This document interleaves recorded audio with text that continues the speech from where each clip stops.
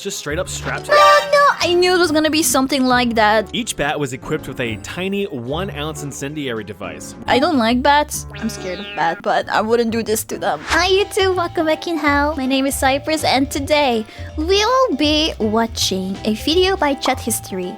These dumb weapons actually existed. Dumbest weapons in history.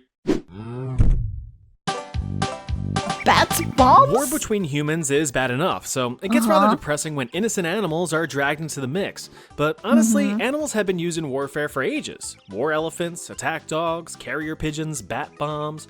Wait, bat bombs? How does it work? Yep, bat bombs. Just one letter off from being a very nice, relaxing evening, the bat bomb is anything but.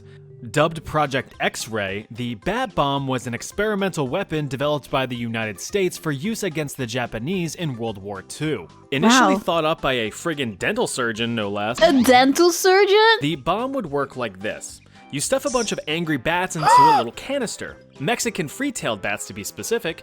Why? Well, because they're small and cute, that's why. But they're also very fast, which is probably way more conducive to the task at hand. These flappy boys can soar through the air at around 100 miles per hour. Okay, fast bats. Cool, got it. But how are they bombs? Glad you asked. There were actually little bombs just straight up strapped. Oh no, I knew it was gonna be something like that. Each bat was equipped with a tiny 1-ounce incendiary device, which was just a small pouch of napalm that would detonate after a timed delay. So now you have your explosives. Just cram them all into a small capsule and find a target. Easy enough, right?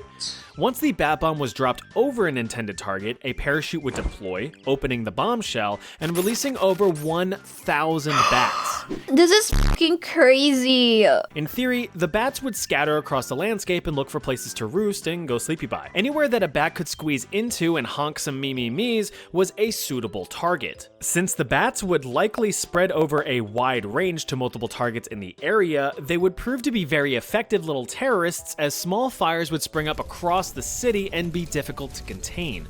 So how did it do? Well, during a test run in a US airfield, hundreds of armed bats were accidentally released and took refuge next to, for perfect comedic effect, a giant friggin' fuel tank.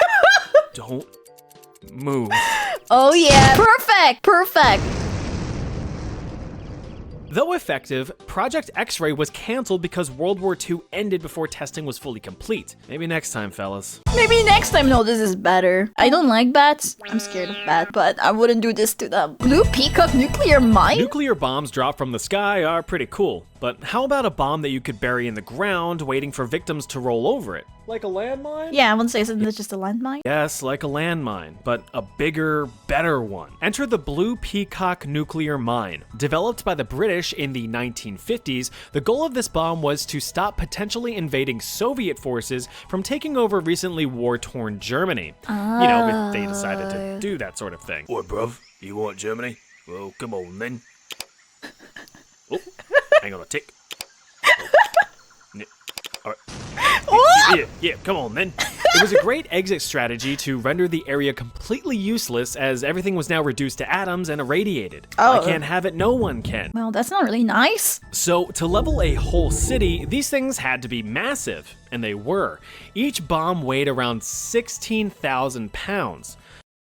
7,300 kilograms? The bomb would lie in wait underground to be detonated remotely if any invasion took place. Oh, it's remotely. I thought you had to step on it. Being underground and unattended is that a lot can go wrong. Detonation mechanisms could fail and refuse to detonate, or it could detonate prematurely like a bad date night. One particular concern was the preservation of the detonation mechanisms during the cold winter when the ground froze over. So what would be a suitable way to prevent a bomb from freezing? Well, you probably want some heat, but from what? Heated water? Not practical. Electric heat? Too dangerous. Wait, I've got it.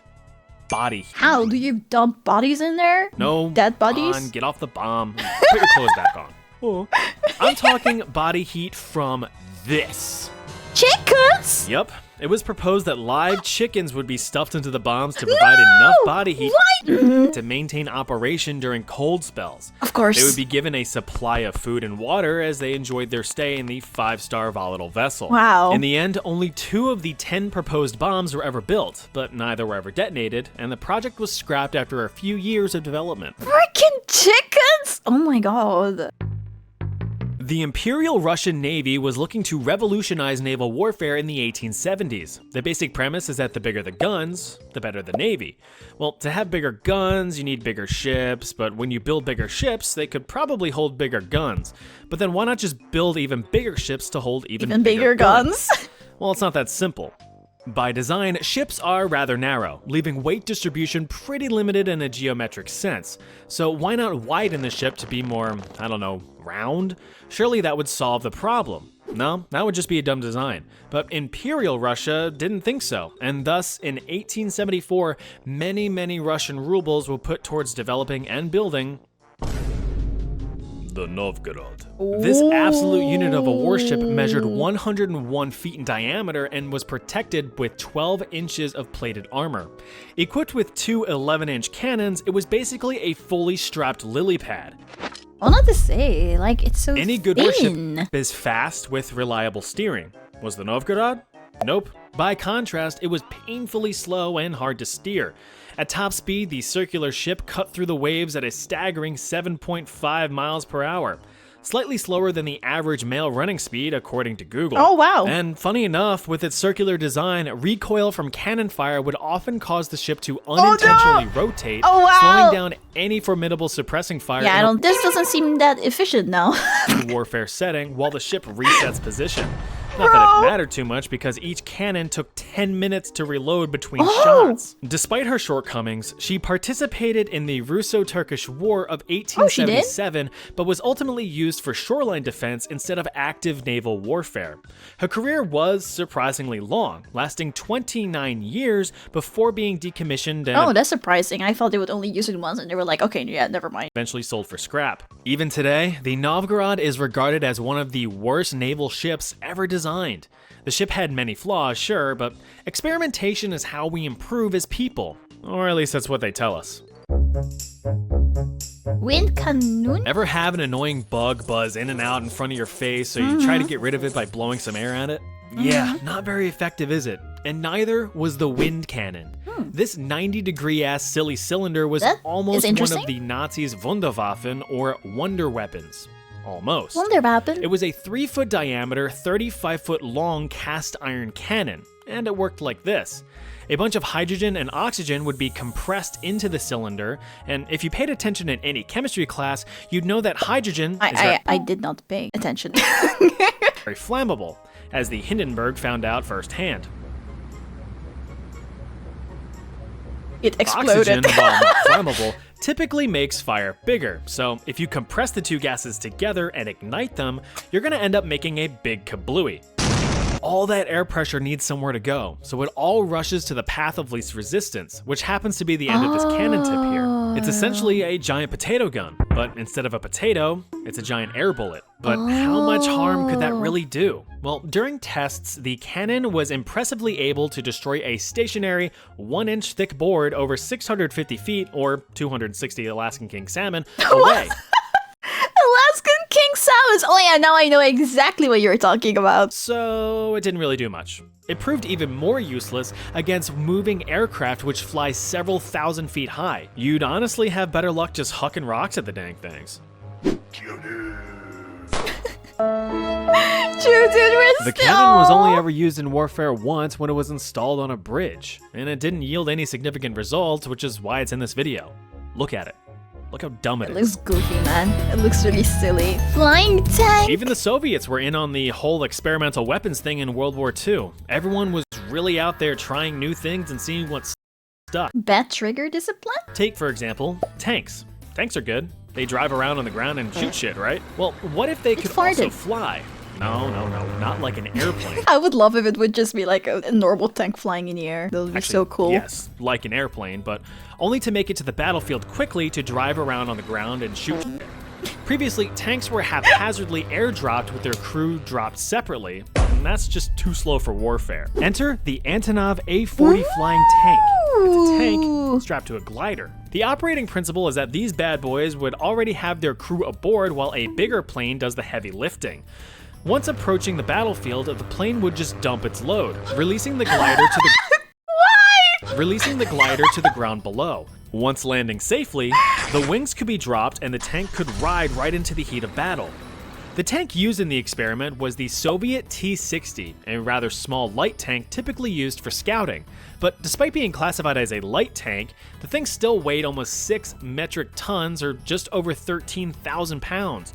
So it was far from light. But how is this thing gonna fly, you might ask? The answer is, not well.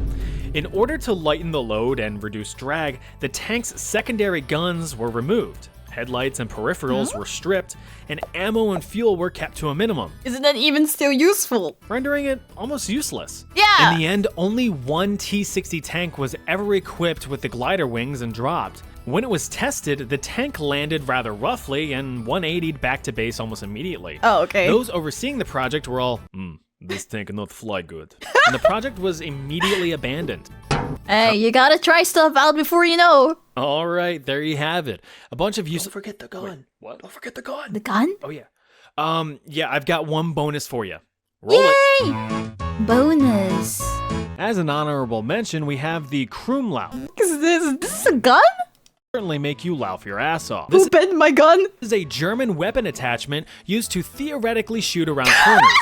This looks so goofy. But would you be surprised if I told you it was extremely ineffective? The barrels would only get through a few hundred rounds before just destroying itself. Not to mention that the bullets would be shattered into fragments upon Honestly, it would have been cool if it did work though. It would be so cool. exiting this curved monstrosity. Imagine the last thing you see being a weird curved pipe coming around a corner before your melon just gets converted into jelly jam by Hans's Looney Tune-ass gun.